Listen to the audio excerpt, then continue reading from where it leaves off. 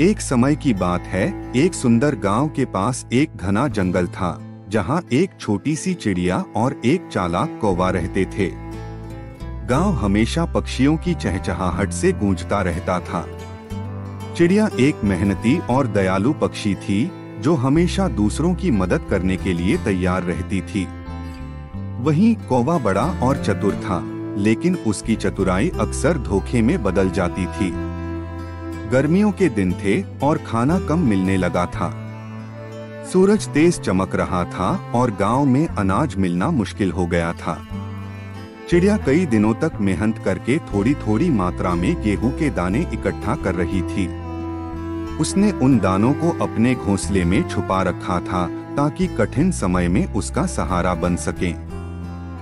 कौवे ने दूर से देखा कि चिड़िया कितनी मेहनत कर रही है और उसके पास अब पर्याप्त अनाज इकट्ठा हो गया है। यह देखकर कौवे के दिल में जलन होने लगी। वह चाहता था कि वह चिड़िया का सारा अनाज ले ले, लेकिन उसे पता था कि चिड़िया उसे कभी आसानी से अनाज नहीं देगी। इसलिए कौवे ने एक चालाक योजना बनाई। एक सुबह कौवा चिड़िया के पास आया और बहुत मीठी आवाज में बोला, ओ प्यारी चिड़िया, मैं देख रहा हूँ कि तुमने कितनी मेहनत से अनाज इकट्ठा किया है। मैं तुम्हारी मेहनत की तारीफ करता हूँ, लेकिन क्या तुम नहीं सोचती कि हमें अपना खाना आपस में बांटना चाहिए? मैंने जंगल में एक गुप्त जगह पाई है, जहाँ बहुत सारा अनाज है। क्यों न हम दोनों मिलकर उसे इकट्ठा करें?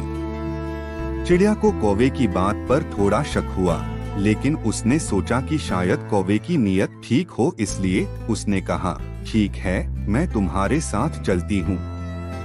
दिखाओ कहाँ है वो अनाज। कौवा खुशी से चिड़िया को जंगल की ओर ले गया। वह सोच रहा था कि जैसे ही वह चिड़िया को घोंसले से दूर ले जाएगा, वह वापस आकर उसका सारा अनाज चुरा लेगा। दोनों उड़ते हुए जंगल की गहराई में पहुँचे। कौवा बार बार कहता, बस थोड़ी दूर और अनाज यहाँ ही कहीं है। चिड़िया को धीरे धीरे एहसास हुआ कि कौवा उसे धोखा देने की कोशिश कर रहा है। उसे समझ में आ गया कि कौवे की नीयत ठीक नहीं है। उसने सोचा कि अब उसे कुछ करना पड़ेगा। थोड़ी देर बाद चिड़िया थके हुए अंदाज में बोली, कौवा भाई, मुझे बहुत थकान हो रही है। क्यों न हम इस बड़े पेड़ के नीचे थोड़ी देर आराम करें? कौवे ने सोचा कि उसकी योजना सफल हो गई है, इसलिए उसने तुरंत मान लिया और पेड़ के नीचे आराम करने लगा। जैसे ही कौवा सो गया, चिड़िया ने चुपके से उड़ान भरी और तेजी से अपने घोंसले की ओर लौट गई। चिड़िया ने एक सुरक्षित जगह पर अपने अनाज को छुपा दिया था। वह शाम को वहां बैठी संतोष और गर्व महसूस कर रही थी। उसने अपनी बुद्धिमानी से न केवल अपना अनाज बचा लिया था, बल्कि कौवे के धोखे को भी मात दे दी थी। कहानी से शिक्षा, बुद्धिमानी और धैर्य से काम लेना बहुत महत्वपूर्ण है, खासकर तब जब कोई आपको धोखा देने की कोशिश कर रहा हो।